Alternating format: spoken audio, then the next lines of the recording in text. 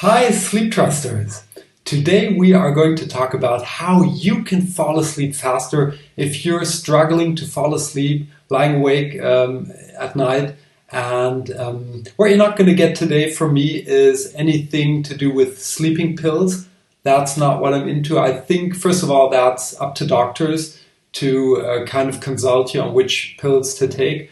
And the other thing is that I absolutely think and believe that in most cases, at least in the long haul, they will harm you more than they'll help you. So what you're going to get from me today is a good understanding what drives your sleep appetite and help you to execute on these ideas to fall asleep faster. So my name's Michael. I'm a sleep coach, a sleep professional, so to say, and I am also the founder of Sleeptrust, the movement that will help you and helps people to fall asleep fast and get that high quality sleep that everybody, when it comes to me, deserves to have and will have.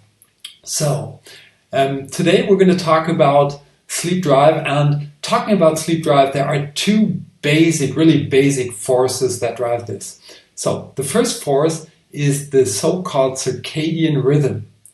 This is basically the day-night cycle that you and everybody of us is hooked up to. So when it gets light, our bodies tend to get awake, and when it gets dark, we tend to get tired and want to sleep. And in between, there are certain cycles or things that happen when we are able to peak perform, where we get a little kind of a valley in our power energy in the afternoon, and then it goes up again. So it's quite basic to understand how this works. And for you and for us today, it's interesting to know that there are different sleep types out there. So you want to know, if you don't know right now, what sleep type you are. Meaning, are you an early riser, an early bird, or are you an owl, staying up into late hours of the night and sleeping a little bit longer into the morning? So that's super important, because if you're working against the circadian rhythm or your inner clocks, it's always going to be so much harder to get you to fall asleep faster. So you want to know that, you can check that. There are little quizzes out there, and naturally I would say most people know if they're an early riser or an owl. So the second thing that you really want to know when it comes to the circadian, to our inner clocks, basically, is how much sleep you really need. And I don't mean what you can read at the National Sleep Foundation, getting between 7 and 9 hours on average, stuff like that. I mean how much sleep you in particularly need. Because there's a gap even between 7 and 9 hours of 2 hours, which is more than one complete sleep cycle. So it's very individual, and you should find out how much sleep you really need. So that's number one. Number two, the second basic force, is the sleep drive. So the first one is basically hooked up to light and everything around that, when the sun rises and it goes down. But the second force is the sleep drive, the sleep appetite. And this builds up over the course of a day. So basically there is a hormone called adenosine. It's in our brains, and the adenosine levels build up over the course of the day, and there are receptors in our brains where adenosine docks into, and when it does this, it produces sleepiness. So the longer we get up, the higher the levels get, the sleepier we get. That's kind of how it works. By the way, an interesting fact, caffeine has a little bit the structure of adenosine. So what caffeine does is it goes into the receptors where adenosine should go, but what it doesn't do is to produce sleepiness. So it kind of blocks the receptors from adenosine going in there and producing sleepiness, and that's why it kind of keeps us awake. It's at least one reason why it does. So drinking coffee is a bad idea, but I think we all get that, or for most people it is.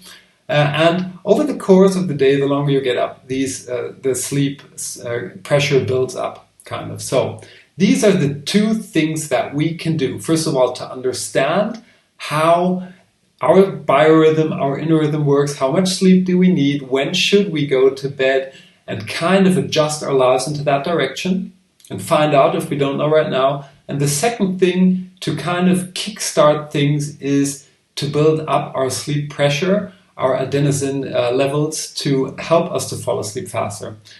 So a real quick fix for you out there. And remember, this is not one fits all, and I can't give you, one fix all for everybody who's listening to this. But if you want to have a quick fix and you didn't try too much at the moment, after you know how your sleep rhythm should be, you can try to kind of skip one night of sleep. Maybe just sleeping 1.5 hours or 3 hours. So really getting the sleep down, and that way the next day you're going to build up your natural sleep pressure, the adenosine levels. And that will make you tired. So what you should do in advance is know when you want to go to sleep the next day and how much sleep you need, and kind of stick to that. Even if you're a little bit tired the day after, just walk through. Don't have naps, let those adenosine levels build up. That would be one thing. A more convenient way, if you got your sleep schedule mixed up and things are not working right, is to reduce sleep slightly. But let's say you can't fall asleep at the moment. First of all, you would kind of narrow down the sleep that you get. Let's say you're having a hard time to fall asleep, but you can sleep 5 hours, something like that, okay, or 4 hours. Then try to go below that you get that sleep, and that you're confident that you're going to get that sleep. And don't pressure yourself. It's an easy set. I know it's super, super hard to not build up this pressure like, I will not be able to fall asleep. I'm going to feel bad the next day. It's just a route you don't want to take. So try to kind of go to bed with the wish to rest. Not to sleep, to rest. And enjoy that relaxing feeling of just being able to rest, and be thankful for that. And that's just a quick tip from me. I know it's hard, and I know it's not one fix for everybody. Even some people could feel offended listening to this because they have already tried so much. So that's not my intention. It's as said, it's not a one fit for everybody, but for 80% of you out there, that will be a good thing to do. And that way you will start to get into your sleep schedule again, and then max out on your sleep in 15-minute steps, 30-minute steps, something like that. Just take a little bit of time. Sleep disorders kind of build up over a certain time, and you should have the patience to give it a little bit of time to come back to normal. And always keep your belief and your faith that you will be able to fall asleep. That's where everything starts. And if you don't have that, it's going to be super hard. So it's a mindset thing here too. And as you might know or not, I have published a podcast about the mindset just a while ago, a couple of weeks. Maybe that's an interesting thing for you to listen to. And I'm super happy to, if you have any other tips, helpful tips, just drop them into the comments and help the community, help the sleep trusters to fall asleep faster, because I know that you can do it, and that's what I wish for you today and for your entire life, of course. So I'll leave you with that, wishing you all the best, of course, a superb sleep, that you fall asleep as fast as you wish to do, and I wish for you that you kind of feel good the next day, feel empowered, and of course, visit Sleeptrust too. You can see the link below.